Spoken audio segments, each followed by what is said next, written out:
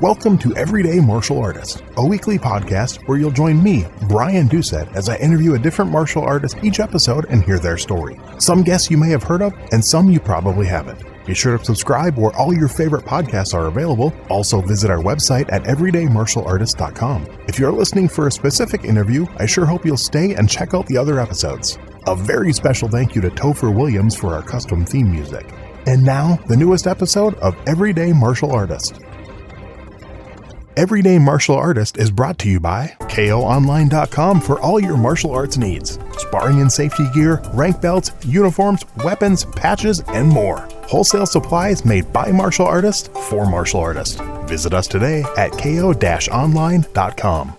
You know, one question I ask every guest on Everyday Martial Artist is about their favorite martial arts book. And there's never been one quite like Martial Theory by Steve Pearlman, described as the art of war for the martial arts. Martial Theory helps any martial artist or instructor take their understanding and teaching to the next level. And at martialtheoryU.com, you'll find a global community with instructor groups, Q&A with Steve, live events, and demonstrations to help you apply martial theory directly to your training. It's not just a book, it's a movement. Find Martial Theory on Amazon, and when you join martialtheoryU.com, use discount code EverydayMA for 20% off. That's under $20 a month for life. That's martialtheoryU.com, code EverydayMA. Hello and welcome to Everyday Martial Artist. I'm your host, Brian Doucette, and as we do every week, we're joined by a brand new guest talking about their life and their journey throughout the world of martial arts and other stuff they're involved in. My guest today is a lifelong martial artist, self-defense expert, and internationally respected authority on violence prevention and the psychology of risk. He holds a 4th-degree black belt in Krav Maga and Jiu Jitsu, along with black belts in Kudo, Danzan, Jujutsu, and brings decades of experience across disciplines including boxing, kickboxing, Muay Thai, MMA, Brazilian Jiu Jitsu, Filipino martial arts, karate, Aikido, and more. For more than 2 decades, he has taught, coached, educated, and consulted across an extraordinary range of environments, working with local, state, and federal government, law enforcement, corrections, military, close protection, aviation, blue-chip companies, nonprofits, women's shelters, at-risk youth, and everyday people seeking real-world skills. He's also a multi-award-winning university lecturer in professional communication, risk management, and the psychology of risk, holding advanced qualifications in strategic leadership, integrated risk management, training design, and fitness. His work sits at the intersection of martial arts, self-defense, human behavior, and real-world violence dynamics. Please welcome my guest today, Mr. Ron Amram. How are you doing today, Ron? I'm doing great, Brian. Thanks for having me. Very excited. Thank you. I seriously appreciate it. You're my second guest this week from Australia, so... Oh, really? I'm getting used to the little time difference changes we got to make and stuff, so that's good. Yeah, cool. Awesome. They happen to be from Perth as well, because we are kind of like almost our own little section. Melbourne, I believe he was from, so... Yeah, okay, cool. Yeah. But I know you said you've listened to a few episodes, but you know what we do with all my guests, we go back to the beginning. I said you've been a lifelong martial artist, but I want to know where that started, where that first interest in martial arts came from, that first spark that kicked off your martial arts journey. Yeah, cool. So, when I think back, I don't know that there was a singular moment, but rather, a group of moments and maybe a chain of events. I think my first memory of doing any kind of martial artsy type thing was my oldest brother teaching me how to do the crane kick in the kitchen when I was, 4 or 5. Nice. Which was just a few years after the first Karate Kid had come out. Okay. And I think that just kind of sparked an immediate interest going, this is cool. Like, what else can you do with this stuff?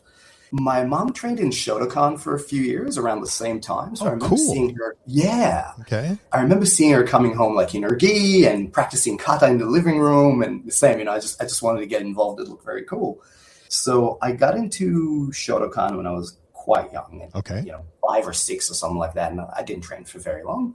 And then, I kind of dabbled in a few different other martial arts between the time I was 5 till about 14 or 15. Okay. I did Aikido for a few years, did Shotokan for a few years. Then I really, really got into fencing. Oh, very cool. Yeah, I found it just fascinating. It was a lot of fun. We had a really great teacher in like the local community center. And I think more than the fencing itself, it was just that he was such an excellent teacher and a really great mentor that I just wanted to be in that environment. Okay. Yeah, but I ended up competing in fencing for quite a while and did quite well in that. With the Shotokan, you said you did that for a couple of years. First of all, what led you to leave Shotokan, and did you ever get into the competition when you were doing Shotokan? No, I did not. Like I said, I was very, very young. So okay. I would have been 5 or 6 or 7.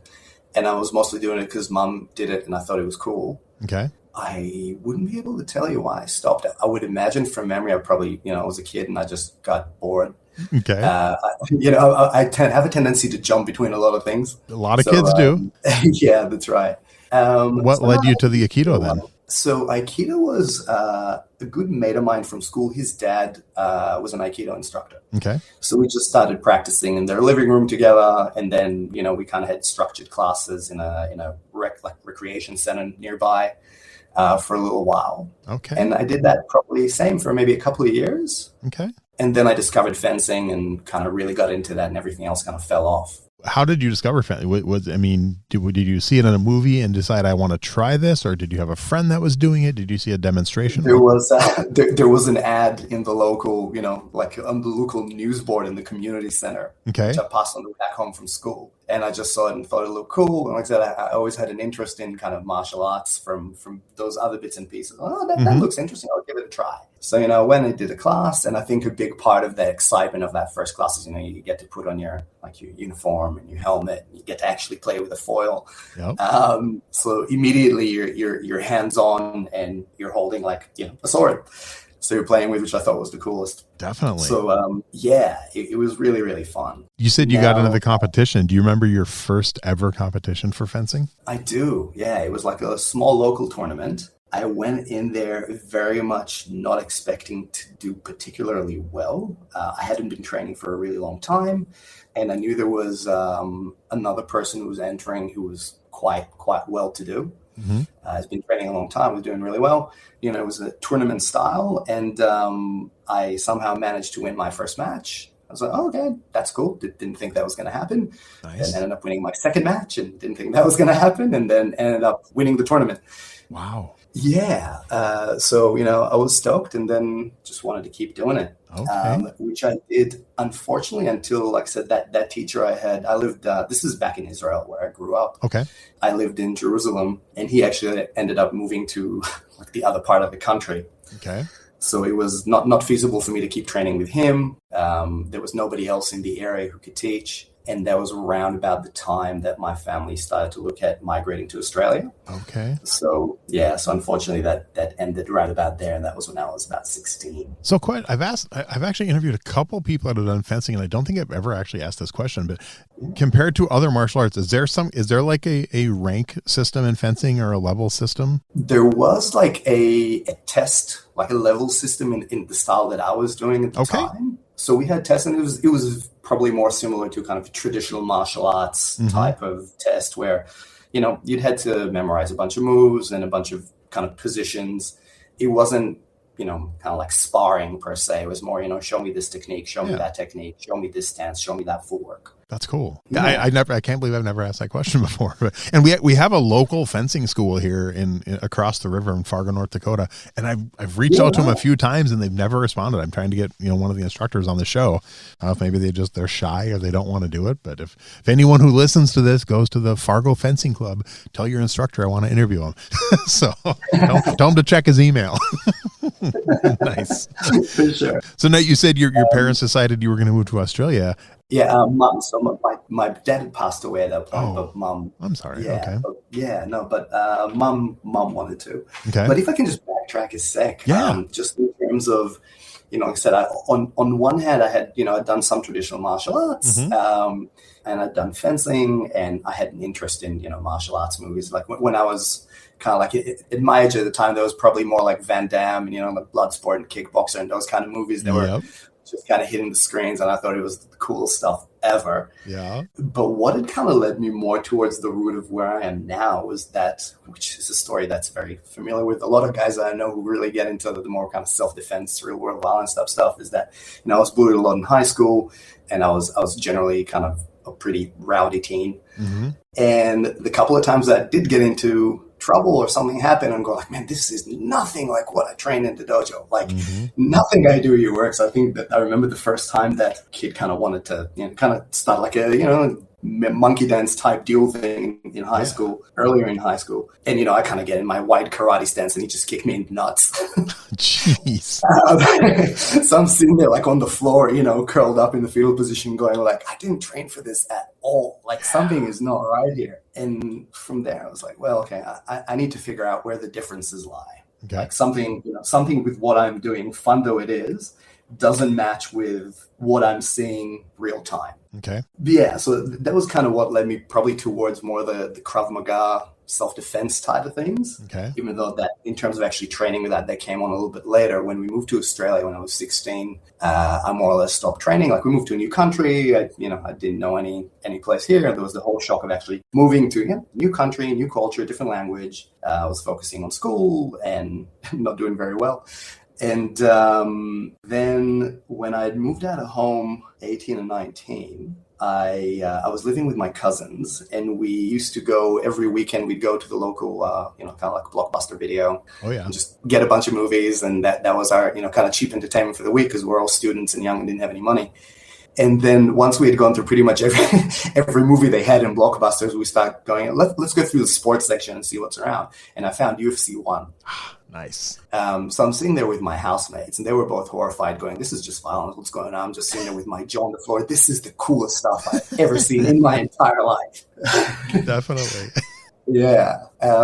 So from then, kind of made my way back into the martial arts. Okay. So did you go looking for a specific type of school, or were you just looking to see what was out there at the time? I was just going to see what was out there. And again, I kind of dabbled between a few different things, like tried a few different schools. And I don't know if the culture was right for me, or, didn't quite sit right in a few places. Like, I go try and go, it's fun, but I don't know if it really hits me where it needs to hit me, right?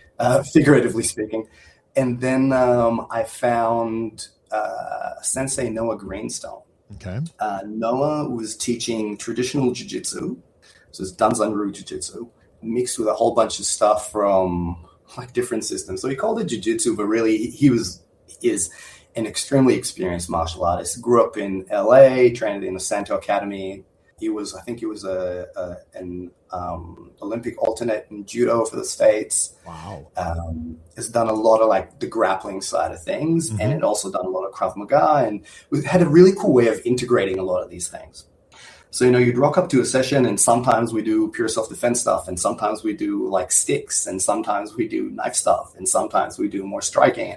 And I really liked there was a lot of variety, but there was always a theme in terms of how things become applicable. Mm-hmm. So I started training with him, and that's kind of where I really got back into it. I'd gone from I was always fit and I stayed in the gym, but I hadn't done martial arts in a few years, and I found Noah, and I'd gone from, not doing martial arts to all of a sudden I'm on the mats 3 or 4 nights a week, 6 days a week. Just, can't get enough of it. And that's been the last 20 odd years to kind of maintain that. So was that school you went to, was that Brazilian Jiu-Jitsu? Was that Japanese Jiu-Jitsu? It was Japanese Jiu-Jitsu. Okay. Yeah. So that was, Danzan Jiu-Jitsu was a Japanese style. So I had done that with Noah together with some Krav Maga. I trained with him for several years, and that was just at a local, he was just hiring a space in like the local community center a few times a week. Yeah. So the days that he was there, I trained with him. The days that he wasn't available, which was another 3 nights a week, I was doing Muay Thai somewhere else. Okay. So, just kind of mixing and matching a lot of different things there. And then after training with Noah for several years, and, after a few years, I started helping him, kind of teach the kids classes and then teach the adults. We had decided to open our own place. So we opened a place called Combat Arts Institute of Australia together. Okay. And we ran that for 12 years. I left that a couple of years ago, just with, time to focus on family and my other career and other bits and pieces. But the focus of that school, which I thought was really cool, was that we had, our goal was very much to bring martial artists from, different styles or systems or ways of thinking together, and, just train with a lot of different people and learn as much as you can. Okay. So it wasn't necessarily about we are a Krav Maga school, or we are a Jiu-Jitsu school, or we are a kickboxing school. It was, we're a martial arts school. And if you do martial arts and you want to train, come and train. Which ended up with quite a diverse range of classes. We'd had Krav Maga, we were doing kickboxing and boxing, we're doing Brazilian Jiu-Jitsu, we're doing traditional Jiu-Jitsu, we had Kali, and we had really good instructors who specialized in those things, which was really fun. You could jump and kind of change your mode of thinking and look at different perspectives of doing things, which I think is really important. Mm-hmm. So is that school still going, even though you left it? That school is still going, yeah. Nice. And then when you left there, and when you said, focus on family and other stuff, Did you still keep training? Funnily enough, I did. I decided to take a break from coaching. At that point, I'd been coaching for, many, many, many years. Mm-hmm. And coaching had become the center point of what I'm doing. I still kept training, but, you run a school and you teach. I spend most of my time teaching. Yes. So, if I'd get a couple of classes a week, that was great. But most of my time on the mats was spent coaching. So when I left, I was like, you know what? I just want to spend some time on me again. I found a boxing gym not far, and I just started training there a few times a week, just getting back to boxing and MMA. Mm-hmm. And then just through, random happenstance, ended up running a self-defense workshop there, and that turned into another self-defense workshop there, and that ended up turning into regular classes there. So now I teach there just a couple of nights a week. Okay. Yeah, just teaching Krav Maga, which is kind of my bread and butter, and still the thing I'm most passionate about. Now, you mentioned Muay Thai and boxing. Did you ever compete in either of those sports? No. I never had the drive. When I was younger, I thought I'd want to, and as I got older, especially after watching UFC, I was like, wow, this is something I reckon I could try. And I had a habit of always breaking myself in the lead up to events. I get that. Continuously going, yeah. Every time I go, I want to do this or I want to do other, inevitably I'd get broken in some horrible way. Some broken arm or torn ligaments or stuff that would just put me out, out of on the shelf, not just for a week or two, but sometimes months at a time. And then, started getting a bit older, and then it just becomes a bit too late to start, and the drive just isn't there. Mm-hmm. Other things seem to just matter more. And the more my work took me to focusing more on kind of real world violence and violence prevention and self-defense, the less interest I had in competing in that space. Okay. I still spar regularly, which I love. It's the most fun. But yeah, most of my focus is really now on how can I help keep people safe. So then I definitely want to get into that, obviously, but one more quick question on that. So do you actually have your own brick and mortar school right now, or you just teach out of the other school once or twice a week? I teach out of the other school. So there's a place called The Barn, like where the animals live, The Barn Martial Arts and Fitness here in Perth. So I teach Krav Maga there a couple of times a week. And then I train in boxing and MMA at the same place. So they've got an amazing school, really great culture, amazing coaches. And like I said, it just kind of happened naturally. Okay. But one of the things that I always thought was really important with Krav Maga, and, Krav Maga's got a bad rep, I think. Really?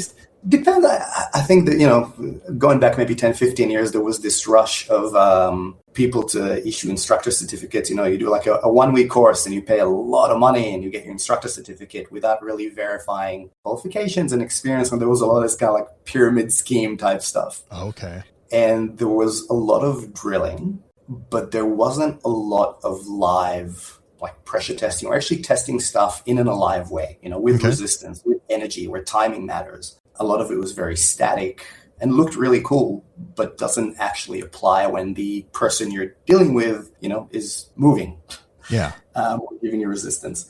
So one of the things that was really important for me, both at Combat Arts, which is my gym before and where I am now, is that, I encourage all my Krav students to don't just do the stuff that I teach you, but, this is a school that also does great, boxing and MMA and grappling. Jump into all those things because that will make you better. So, we can tie all that stuff together in terms of the different contexts of when things apply, right? So if you look at, let's say, combat sports and martial arts and self-defense, which to me are kind of 3 areas that are separate but overlap in some areas.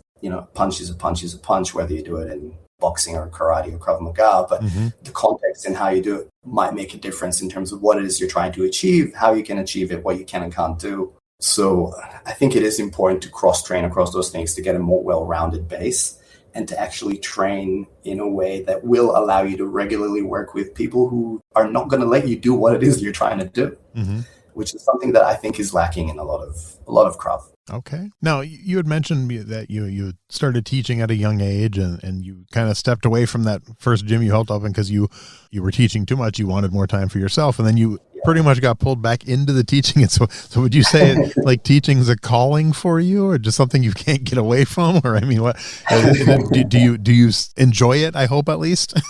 Oh, look, I think teaching for me is probably the thing I'm actually most passionate about when it comes to training. So both my parents were teachers.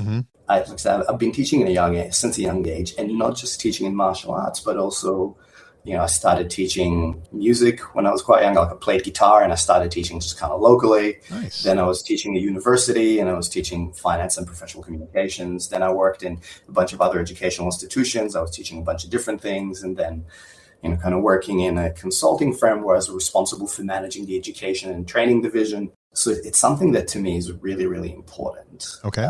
And, when I think about martial arts, to me, there's, kind of three main avenues that people tend to go and run. You get the hobbyists, people come and go, this looks cool. They train a couple of times a week. They have fun. They learn stuff. Sometimes they stick it out. Sometimes they don't. It may not necessarily become like a life calling like it is for the lifelong martial arts. Yeah. You get people who compete, and that's what drives their training, like the competition, whatever it is they're trying to achieve through that. And again, there comes a point where you can't compete to the same level and the same stuff anymore as you get older, and your body doesn't want to do the same things anymore. Yep.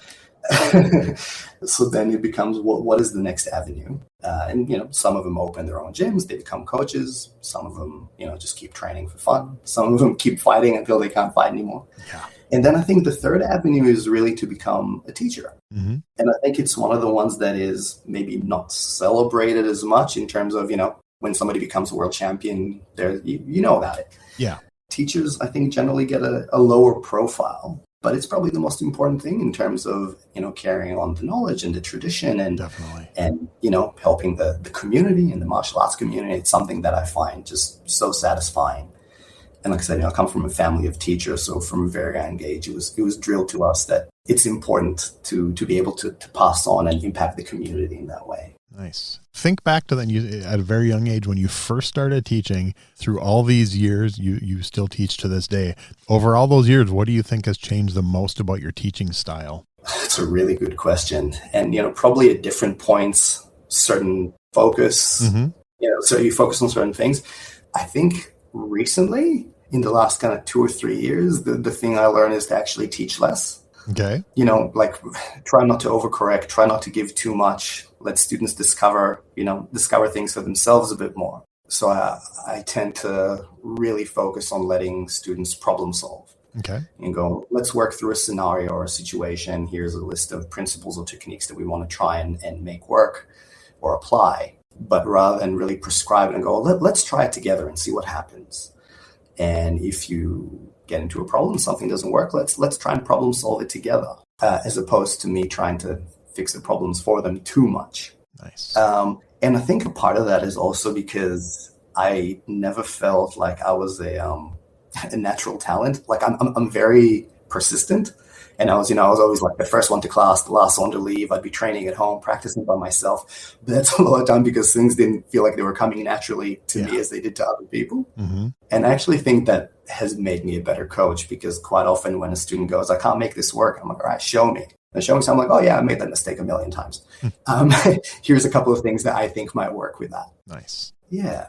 Okay. So I think, coaching less. That's good though. And I know with Krav, they don't really have belts like other martial arts. If I remember correctly, kind of like the equivalent to black belt level, is it expert level, I believe is what it's called? It depends on the organization of Krav. So I think similar to, I guess, karate or any style of traditional martial arts, there's lots of different organizations and affiliations, and each one has their own way of promoting. So some have practitioner and expert levels. Okay. This is in the I train, and we do use belts. Oh, you do? Okay. Very cool. Yeah. So then do you remember the very first student you brought from beginning all the way to black belt? Yes. Okay. That was a real experience. Now, there were a couple of people who had trained with me that, just through circumstances, I think I got to black belt maybe a little bit earlier. So I wouldn't necessarily say that those are people I trained from white belt to black belt. But certainly, yes, there's, my first student who started with us and then graded to a black belt. It was very, very, very exciting.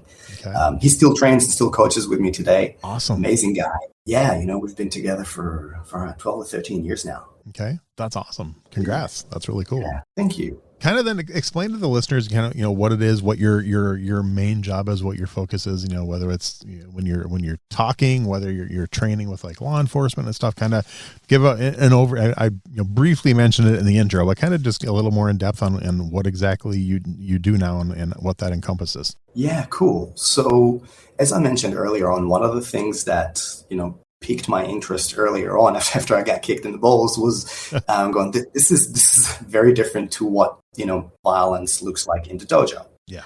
And that kind of led me through that pathway of trying to figure out, what can I use to actually defend myself or those around me with. But with that also came an interest in trying to figure out why people are turning violent, what causes aggression in a particular situation. Why would somebody try and hurt you? Mm-hmm. How would they go about that? And I think with that, a lot of the focus has shifted in the last, for me, for kind of like last 10, 15 years into really looking more at, prevention, looking at situational awareness, looking at behavioral awareness, understanding behavioral red flags, looking at, understanding intuition, looking at, how we make decisions under stress. And those things which I think really make sure that you don't end up in a bad spot in the first place and are able to make better decisions overall. Now, the trick with that in the context of running a commercial school is that people generally don't want to pay for that stuff. Right. They want to come to learn how to punch and kick. So in a commercial school, a lot of it, we teach the self-defense, the physical component, and then we'll run workshops for those kind of things. But in the context of teaching larger organizations, for them, the focus is obviously on how can we minimize incidents? How can we mitigate risk? We adopt a methodology which focuses on prevent, prepare, respond, recover. Mm-hmm.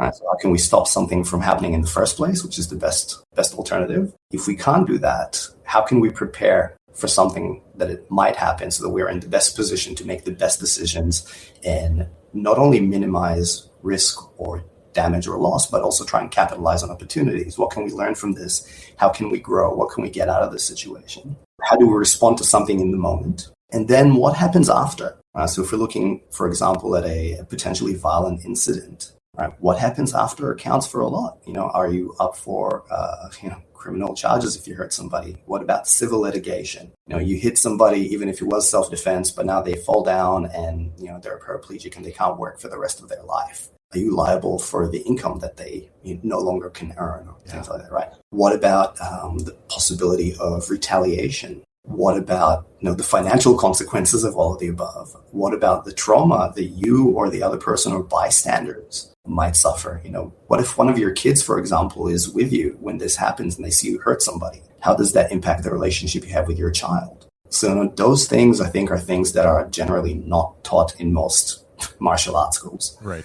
Not necessarily through any ill intent or anything like that, but a lot of people either don't know or it doesn't pay the bills when you run a commercial school. So there isn't a huge focus on it. But I think that those things are the things that if we're looking at how to keep ourselves and those around us safe, we really need to, to pay more attention to and understand at least some of these things. Right. And I think the other part of that is also that for me, if somebody comes, says, I want to learn self-defense. Okay, well, why? Well, if your goal is to live a long and healthy and safe life, there are probably a lot of other things you should be doing other than just learning how to fight. Right. So, for example, do you get enough sleep?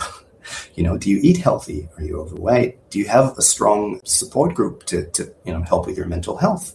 Have you done a defensive driving course? Do you have first aid?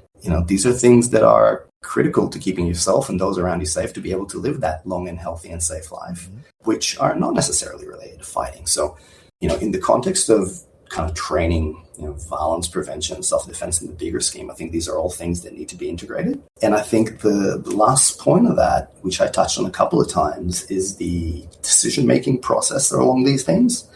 One of the things that I say a lot, and I can't remember where I first heard this quote, but I like it, is that fighting is high-speed problem solving. Right? We're dynamically assessing risk. Right? What can hurt me? What are my opportunities? And we try and formulate action plans based on that, and we constantly reassess. Right? As you get better, you do some of that stuff subconsciously, some of that consciously.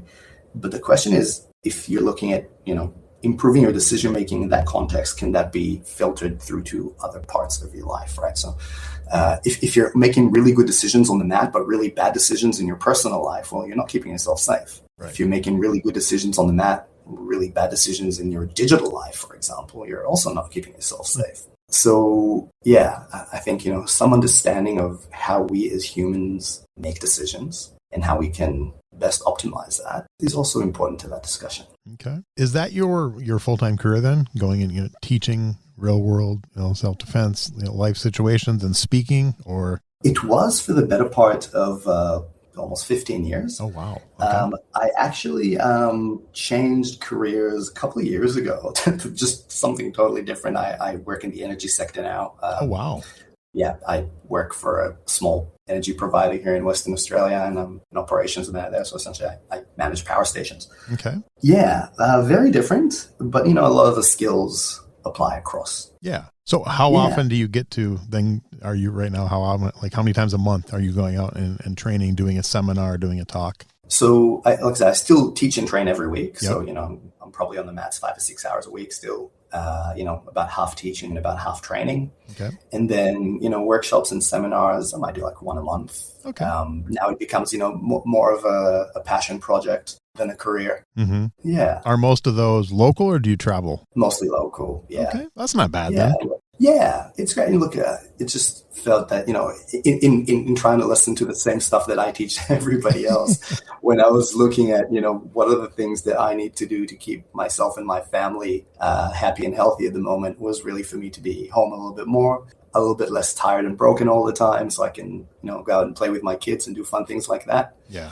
And just focus on that. And I also find that, funnily enough, I just had a chat with someone about this, like literally earlier this morning, that when this stuff drives your income, it's very hard to find the balance between, like you're always hunting for the next gig and you're always trying to get work and you're always trying to get, people through the door. Yeah. When that is no longer the driver, I can really be a bit more selective about how I teach and what I teach and do it on my own terms without the financial incentive is not the key driver there. Right.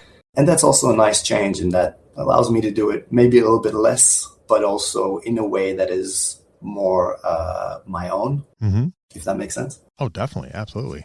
And a few times you've mentioned, your kids and stuff. So do your kids train in martial arts at all? Yeah. So I've got two girls, 7 and 2. Mm-hmm. My 7-year-old has been training for a couple of years now. She does Brazilian Jiu-Jitsu, and they call it freestyle martial arts, but it's essentially like freestyle karate. Okay. Yeah. So it's nice. We actually get to train together as well. That's cool. Yeah, it's really fun. We do Brazilian Jiu-Jitsu together, so every so often she'd come and try and throw me and do fun things, which is so lovely. And my 2-year-old is a little bit too young still. Yeah, that's a little. Unfortunately, I know schools that take them that young, but that's not really training. They're just doing somersaults and stuff, kind of like gymnastics at the same thing. That's not that's too young. Yeah. But the second she's old enough, I'm sure she'll want to. Okay. She's definitely got the personality for it. Now, as a dad of daughters, and I have a daughter too, and obviously you want them to be safe. Is that something where at a certain age do they not have a choice? They have to train for at least a minimum amount to learn basic self-defense? In my household, yes. Good. I agree completely. I personally think everyone should train in martial arts at some point in their life, but yeah, especially if you have a daughter, get them in some type of self-defense. Agreed. Like the world would be such a better place if everybody just spent like a year doing martial arts. Oh, I agree completely. 100%. I've had that conversation many times. Yeah. So I think for me, look, that's a non-negotiable. Yeah. But I think a lot of it is, especially at that age, and just speaking what I think, right? But at the age of 7, if you're learning training, it might help you with like a high school, with something that happens in school, somebody pushes you, stuff like that, some bullying, that's great.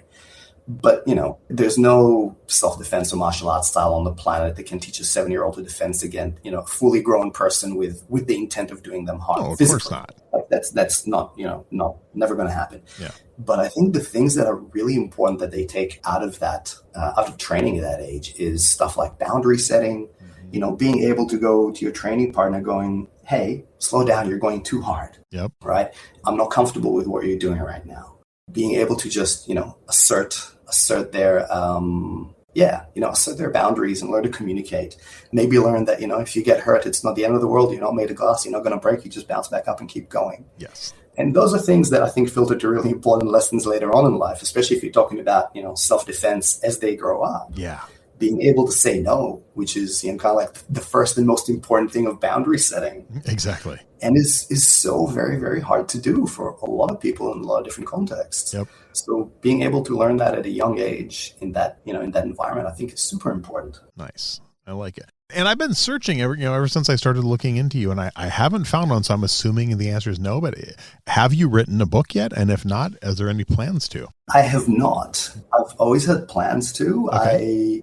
I used to write quite a lot just on an online blog years ago when I had my previous school. And I kind of stopped maybe 2 or 3 years ago. I was doing some kind of content on Instagram and YouTube and stuff like that for the school, but not really writing per se. And funnily enough, a few months ago, I just felt like I got the itch again. So I just put my own website up, and it was literally just for the purpose of being able to start blogging again. Yeah. So just recently I've started putting stuff out again, Nice. which has been really, really fun. Okay. So with that, I was just like, I should probably start collating all these things into some sort of body of work, which may or may not turn out to be a book at some point. Okay. I feel like I'm still trying to find, I haven't found the exact thing I want to write about yet. Yeah. Like I've got some ideas, but I don't know if I've got the right tone and the right kind of how to convey exactly what I want yet. So it'll get there. I get that. So at the moment, So at the moment, there's a lot of writing, which is really more of a kind of testing ground for what will hopefully become something later on. Well, when the book comes out, you'll have to let me know. So I most certainly will. Thank you. So over your martial arts career, have you done any weapons training? And if so, is there a favorite weapon you've trained with? I've done a lot of like Filipino martial arts. So a lot of, ballet, so sticks, knife. I've done a lot of traditional stuff. So, bow and swords and etc. Even though I haven't done that stuff in a really long time. Yeah. I was really, really, really into stick work for several years. I was doing a lot of stuff, and I went to the Philippines to train quite a lot. And really loved that. That kind of fell away, but the sticks were always the favorite thing for me to play with. Okay. The thing I always find the most challenging to teach with that stuff is knife. Oh, okay. I just, teaching knife defense is one of these things, and I go, there's so many variables, and it's so dangerous and so risky, and there's no, you can go, just do this and it will work 100%. Like that stuff doesn't work. Yes, no. So it's always the thing that gives me the jitters the most when I have to teach it, because I feel like I have to give a lot of disclaimers. Going, here's a bunch of stuff that you can do. Here's a bunch of stuff that might work better than some other things. Let's play around and see what happens.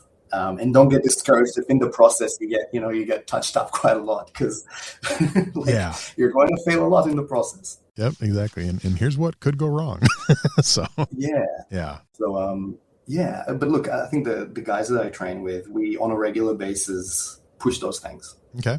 So we will, even just the instructors, we'll sometimes just get together and go, cool, let's just us, without teaching, just go through stuff and, put the heat on each other and really make sure that this stuff works. Right. So we regularly kind of test and adapt and change. And I think also the other thing from teaching this stuff in a self-defense context is that, if you stick to a very narrow, strict curriculum, it doesn't necessarily allow for the variability in A situations and B, the people who come to train with you. There's stuff that I can do that you might not be able to do and vice versa. So I've got a lady who trains with me. She is absolutely amazing. She's the paragon of consistency. Nice. She rocks up to training 3 times a week without fail every time. She's amazing. Now she's in her late 50s. Okay. She's got, more injuries and health problems than everybody else in the room combined. So, she's still there every session, which is amazing. But obviously there's limitations to what she can do and how she can do it compared to somebody who's, 18, 6'2", built, and shredded and trains regularly 5 times a week. So I think, again, going back to the whole problem-solving approach and decision-making approach is, I feel that with the more applicable or applied things, a lot of it is about providing options and letting students play and figure out what works for them. Because, like I said, she might not be able to do things that other people can do and vice versa. Right. The question is, if something happens, will you die or not? Yeah. Like, valid. Yep. Yeah, valid. So, I like to focus on, but yeah, knife I find is where that is really scary and hard to teach because so much can go wrong. Yes, I agree completely. So over your martial arts career, is there one philosophy that is at the top of your list that's super important to you? Ooh, that's a very good question. In the context of, trying to keep yourself and those around you safe, I think the most important thing is to, pardon my French, but don't be a dick. Be nice until it's time to not be nice. Yes. Yeah, it's like the best quote ever, right? I know, Roadhouse all the way. 100%. I think that is generally a good way of living your life. Mm-hmm. One of the things that I always admire in terms of, of my students, and I like to think that it's something that I do as well, especially as I mentioned, I never felt that I was a natural talent, is the ability to persevere when something doesn't work and just keep going and keep trying. Yeah. And I'm going to take a quick detour, if you don't mind. It's not necessarily a martial arts related story, but I feel like it captures a lot of that into something that can translate into a martial arts philosophy, which is my 7-year-old recently, my wife bought her this little investment book for kids. Nice. Right? So it just teaches kids, how money works, essentially. Good. So she was really interested in that. She's really into, beading and craft and stuff like this. So she made all these, bracelets and earrings and bits and pieces. And then she decided she wants to try and sell them. So we set up a little stall for her and, she just out of her own volition, so she went and did that stuff and, actually made some money, which was she was really proud of. And then also told us that this is a much better way of earning money than doing my chores, which I'm not super happy about. But she did figure it out. That's awesome. Yeah. And then my wife took her to some art class somewhere. So, she made some stuff and she knows that at that shop they were selling some beads and bracelets and bits and pieces. So she walked to the lady at the front, unprompted and unsupervised, just out of her own volition, and said, "Hey, look, I see that you sell this stuff. I also make this stuff. Can I sell it here?" Wow. Which I thought was really cool. Yeah. And this kid is 7. So the lady kind of brushed her off gently. Essentially just said no in a very polite way. And so my daughter just goes, "Okay, no worries. Next time I ask again, maybe something would have changed." So in terms of turning, for me, this is a kid who's figured this out very early on, but lessons to the mats is that, dare to try things. If something doesn't work the first time, try again. And I don't like to say don't take no for an answer because I think that breaches on boundary set. Yeah. Right. But at the same time, don't be discouraged by disappointment. Right? Yeah. Things will not always happen the way that you want them, and you should just, persevere. And I think that's all stuff you can learn through martial arts. Definitely. I like it. I love that story too. That's awesome. Yeah, thank you. It's kind of my favorite story at the moment. I tell it to everybody. My daughter actually does, sells. The place she works at, she makes these bead bracelets. She made one for herself one time, wore it to work, and coworkers are like, "Oh, would you make me one? I'll buy it." And so she set up her own Venmo stuff and started making these bracelets for coworkers, and she's making money. So. Oh, that's wonderful. Yeah, so I love that story. I'll have to tell my daughter about that. That's cool. And she's she's 19. She didn't do it at 7, but that's still. Yeah. All right. So over your martial arts career, worst martial arts related injury. Have you had any bad ones? I've had quite a few. Okay. A few concussions, cracked ribs, torn things. The one that I think has had the most impact in both a bad and a good way, funnily enough, was I broke my right ulna, my right forearm, quite badly. Dang. Probably 13 or 14 years ago. And it was just a freak accident. I was sparring with a guy. I threw a shot to the body, instinctively leg checked, and his knee just caught the middle of my forearm in a freak angle and literally just smashed it in half. Wow. Yeah, it was just, just the wrong angle at the wrong time. It was 1 in 1,000 type thing. So that was, trip to the emergency room. I was there over the weekend, surgery plate, off the mats for a good 3 months. Wow. Okay. Well, off training for 3 months. At that point, I was already running a school, so I still had to teach. I rocked up after 4 days with my arm in a sling and was running classes. Wow. Of course. Because what else are you going to do? That's right. And then that was about 3, maybe 4 months before I was allowed to do any contact again. And the first session back, I remember that morning going, I haven't had much sleep. If somebody wants to go, "Hey, man, do you want to do a few rounds today?" Just say no. The first guy walks into the gym and, hey, Ron, want to do a few rounds? I'm like, yeah, sure. Why not? First thing he does is throw a spinning hook kick, catch the edge of the plate, and fracture my arm again. Literally, like first session back. Wow. And just as that happens, like I'm grabbing my arm, walking back and going, oh, shoot. You know, like my wife had walked into the dojo. She came to do a class. Oh, I bet she was happy. Yeah. And she's just looking at me going, what'd you do now? Do I need to take you to the hospital? I'm like, yeah. And she goes, this is the last time, Ron. So that was another 3 months off. Wow. Essentially off the same injury. Yeah. So that was a doozy. Yeah. Wow. The funny thing though, which I guess in a good way, or at least an interesting way, has really shaped the way that I box. So that was my right arm. Okay. And I couldn't do anything, obviously, with that for a long time, but I still wanted to train. So I spent a lot of time just essentially doing boxing drills just with my jab, and my footwork and my head movement got really, really, really good over that time. Just because I couldn't really block, I couldn't really parry, I couldn't really cover. I couldn't do anything with that right arm. It was just kind of hanging by my side. So everything was movement. And funnily enough, I still kind of box in that way. I'm very kind of, which is also tied to fencing. I'm almost fencing with my jab a lot of the time. And that, kind of all came from that injury. Wow. That's, I love those stories because some of them are funny ones and some just make me cringe. And I'm actually shocked how many people I've talked to. They're like, oh, I've had, nothing, like sprained ankle. That's it. Like, wow. Wow. Okay. That would have been nice. Yeah. Yeah. Well, I think it's the nature of what you do. Yeah, exactly. We train in an art that's meant to, fight and learn how to hurt people. You do it as safely as you can, but accidents always happen. Yep. And, like I said, I've had a lot, but thankfully nothing that's like, life altering or anything like that. Okay. Like there's an accumulation of things now after many decades of doing that. Everything's a little bit sore all the time, but that's, like I said, nothing life altering or anything like that. Thankfully, I have had friends who have had that, which is terrifying. Yeah, same, definitely. I had one friend that technically probably didn't have to be, but at the time it was ended his martial arts career. He never did come back. I think later in life he got into boxing, but we were sparring in class one time and he wasn't wearing a mouth guard and he took a roundhouse to the face and it bent his whole bottom row of teeth back and had to have his jaw wired shut, and he never came back to the martial arts class. And this was back in the 90s, and I know about 5, 6, 7 years ago I talked to him and he was doing some boxing, but it was more fitness boxing, not actual boxing. Yeah, sure. Yeah. I felt bad because he was so good, just naturally talented. So yeah.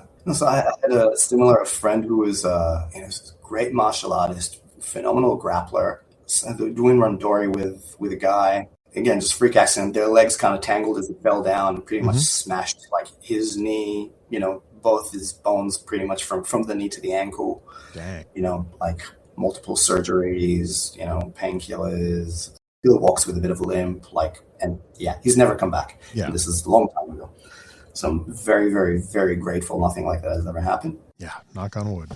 Fingers crossed. So 100%. All right, I got a few fun questions we used to wrap up the interview. So I know we talked a little bit about MMA earlier, and you said you never really did competing with boxing or MMA or kickboxing, Muay Thai or anything. But let's say you would have or you were going to. What is your walk-up song going to be? What song's playing as you're taking that walk into the cage? Yeah, cool, man. So funny that that probably would have changed over time a lot from really heavy aggressive stuff to these days probably something a bit more zen and focused. But I think Peace Somehow by Avi Kaplan is a song that's been on heavy rotation the last kind of few months. It's I find it's yeah, cool. I'm a huge Pentatonics fan. I actually oh, no kidding, that's awesome, man. So the other part of my life, I actually host an acapella podcast, and I started an acapella radio show back in 1997 and own over 4,000 acapella CDs. I've seen Pentatonics 3 times live. Oh, that's so cool. Yep. Yeah, no, so he released that song, I can't remember when. It was relatively recently, I think, the last several months. That's awesome. And, I heard it and just instantly I was like, wow, this is it. Yeah, he's talented. Very talented guy. I'm bummed he left the group, but I'm glad he's still doing music, so that's good. Yeah.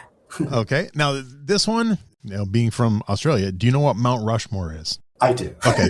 Had to make sure. I've had a few guests that didn't know, and I had to explain it. So who are 3, 4, 5 names you'd put on your personal Mount Rushmore of martial arts? Cool. Yeah. So, I said I've listened to previous episodes. Okay. I was expecting that question. I suppose. This is the one that I was struggling with the most. I've kind of been milling around there. Do I want like epic martial arts figures, or is it something that was meaningful to me specific, like personally? Yep. I think there's a few. The first one is Dr. Gabriel Schneider. So Gav is the head of my Krav Maga system. I've also worked with him kind of in violence prevention and risk management for a long time. He's like the guy when it comes to risk management. But more than that, other than being a phenomenal martial artist, highly experienced, he's really shaped the way that I train, the way that I teach, the way that I think about a lot of things in life, and has really had a tremendous positive impact on my life. And I like to think through that on the lives of many of my students as well. Okay. Funnily enough, he's actually just in Perth at the moment. We're running a big workshop this coming weekend. So Gav would be one. The next one would have to be Bruce Lee. Nice. Common answer. I think just in terms of bringing martial arts to the public, to the forefront, and really making it accessible. Yeah. And igniting the passion for so many people who just go, man, I want to do this. I think that's, nobody has done it in quite the same way. Yeah. And then the third one would probably be Vasily Lomachenko. Okay. My favorite boxer ever. I don't know if you know No. Loma, but so Loma was touted as the greatest amateur boxer of all time. Okay. Had a record of 395-1 as an amateur. Wow. Okay. Right? And the only loss he avenged twice. 2 gold medals in 2 separate Olympic events, I think 2012, 2016, then turned pro. And it just, the way that he moves, the way that he approaches fighting, he's a cerebral fighter. Again, everything is, and he talks about it kind of like high-speed problem solving. You watch him fight and you just watch how the guy figures out patterns and just dismantles them. Wow. And I went through, when I first watched him fight, I was, my jaw was on the floor going, who is this guy? Like, how does he do this? How can you move in that way? And how can you think at that pace? So I went through essentially watching pretty much everything I could ever watch, that like every fight he's ever had, every documentary he's ever had. I was obsessed for several years. That's awesome. Not that I could ever hope to move in that way. Yeah. But yeah, I would say those 3 would probably be the biggest influences on me in terms of how I view things. So that's my knowledge. I like it. All right. How about a favorite martial arts book? Zen in the Martial Arts by Joe Hyams. Nice. I like it. Yeah. It's one of these books that I find I go myself, like I return to every so often. Mm-hmm. And every time you read it, there's a different point that maybe resonates in terms of where I am in life, where I am in my training. Yeah. I find that it's got a tremendous amount of like amazing content, but it's also very digestible and very relatable. And it's not too kind of, esoteric or relying on, metaphors or anything. Like the lessons are quite straightforward, but articulated in such a great way that it's so easy to just apply and absorb. Yeah. Yeah. Such a good book. And I haven't found a book that has captured it in quite the same way. Yeah, I agree. That's my pick still to this day. So I like it. Yeah, really. All right. How about a favorite martial arts video game? Boy, that's a tough one. I don't know if it's a martial arts video game. I'm playing Ghost of Yotei at the moment. Okay. On PS5. It's essentially the story of a Ronin who's kind of traveling through Japan trying to avenge her family. Nice. It's a ton of fun. You get to do a lot of cool ninja things. Train with different weapons and sneak around and do a lot of cool stuff. And this is the second in a series of games. So those ones have hit pretty close to home in terms of really capturing, I think, the feel of, being a ninja in ancient Japan. Okay. Which is, so those ones rate quite highly. Only bummer with them is they are quite violent. Okay. Which doesn't faze me so much, but in terms of playing them at home, I that's limited for after the kids go to sleep. So I only get snippets here and there. Okay, that's good though. Nice. Yeah. I've never heard of that one. I'll have to look that one up. So yeah, it's good fun. How about a favorite martial arts TV show? Man, that's also a tough one. Again, I was thinking about that, but I never really reached a decision for this one. Anything with Chuck Norris in it. Nice. Like Walker, probably. Love Walker. Yep. And then there was a show that I just drew a mind blank. Just the first season blew me away. It was Badlands? Into the Badlands. Yeah, Into so the good. Badlands. Thank so you. good. Yes. I wanted to say Borderlands, but that's a different video game. Yeah. Yeah, Into the Badlands. Yeah. So the first season of that, I must have watched that several times, even though admittedly a few years ago now. Nice. And I found everything about it to be, like, visually it was stunning. I thought the story was cool. And all the fight scenes were unreal. Yeah. And I think the other ones, they're not necessarily martial arts shows per se, but I really loved all the fight scenes in Daredevil and Punisher. Oh, yes, definitely. There was just this, Punisher was just this kind of brutal, raw. I'm like, oh yeah, some of this stuff can actually work. Like this is what stuff looks like sometimes. Yep. And Daredevil, I think it's the third episode of the first season, this fight scene in this corridor, which is like this one shot of room time. Yeah. So good. Yeah. It absolutely blew me away. I would say probably still my favorite fight scene on any TV show ever. I would probably agree with that. Yeah. I remember that first came out. I remember like literally it came out and I could tell my friends started watching at the same time because we literally started texting each other. Did you just see that? Like, wow. Yeah. That was pretty good. All right. How about a favorite martial arts movie? Cool. So The Raid, the first one, like The Raid Redemption. Yep. Same. I think, like I'm watching that one the first time, I just had my jaw on the floor the entire time going like, how are these guys moving like this? Just unreal.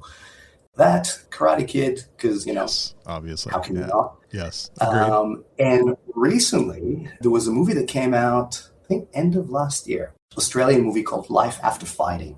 I think someone else mentioned that. It is so good. So it gets a bit dark in places. Yeah. And it's very much like an ode to the, like the great kind of 90s B-grade martial arts kind of movies, which is fantastic. Yeah. The main guy, Brent Foster.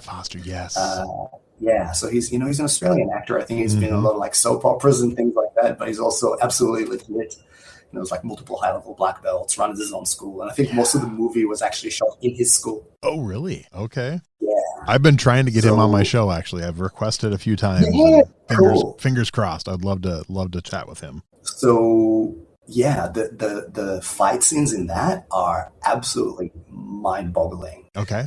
The last 40 minutes in particular, where, it's kind of like this epic build-up to the final boss type thing, is just absolutely crazy. In fact, I watched it while I was away for work, and I'm sitting at the hotel. I'm surprised it didn't call security, because like to the last 40 minutes, I'm sitting on my bed, like shouting at the computer. Yeah, that's amazing. Go get it. It's awesome. That's awesome. I've heard of it. I think a few guests have mentioned it, so I will definitely have to add that to my list and make sure I watch that. Yeah, definitely do. All right. Now, it doesn't have to be a martial arts movie. Any movie in your whole life, a favorite movie fight scene? Favorite movie fight scene? Okay, so Van Damme and Bolo Yeung in Bloodsport. Oh, nice. Okay. Yeah. Purely just because it's so iconic. Oh, yeah. Bloodsport was one of those movies. I was like, man, I just have to learn how to do this stuff. Not that I ever could move like that, but wanted to. And then really pick any fight scene from The Raid. Yeah, definitely. Like, that's just 2 hours of, insanity. Yeah. Well, it's funny you talk about, Bloodsport and trying to do something. So not really specifically Bloodsport, but me and my buddy were in California, our first ever road trip together. We're going out there to the Long Beach International Tournament just, to watch. And we were walking by these stores, and my friend stops and he looks, and I'm not sure what he's looking at. And he steps in between these two stores and he looks at me and goes, "Don't ever tell anyone I did this." And he jumped up and did the splits and held himself off the ground with his feet against, and I'm like, "I'm telling everyone you did that." And he's like, I just had to know if I could do it. And I'm like, that was so cool. So yeah, I get that. That's so awesome. Super cool.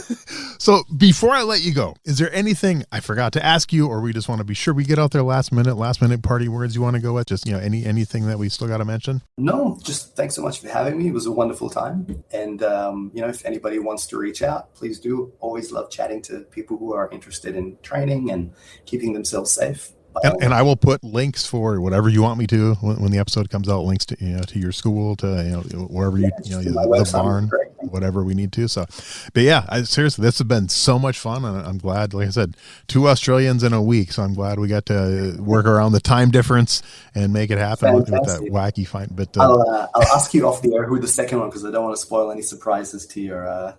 Yeah, definitely, because his episode might not be out yet by the time this airs. So yeah, I'll tell you in a minute. But yeah, seriously, so much fun. I truly enjoyed it, and I can't wait to get the episode out. Thanks so much, Brian. Same here. I look forward to chatting again sometime in the future. Thank you. Wrap up today's episode by taking your own training to the next level with Martial Theory by Steve Perlman, the book that's redefining martial arts thinking. Find Martial Theory on Amazon today. Join the worldwide movement at martialtheoryu.com, where you'll find Q&A sessions, live events, and direct guidance from Steve himself. Use code EverydayMA for 20% off for life. That's martialtheoryu.com, code EverydayMA. Thanks for listening to Everyday Martial Artist. We hope you will join us every week for a brand new episode with a different martial artist telling their story. If you enjoy the show, be sure to leave us a review. Also, be sure to check out our website at everydaymartialartist.com. There you can find all of our episodes and contact us to suggest guests and ask questions. Again, thanks for listening to Everyday Martial Artist, and we'll see you next week.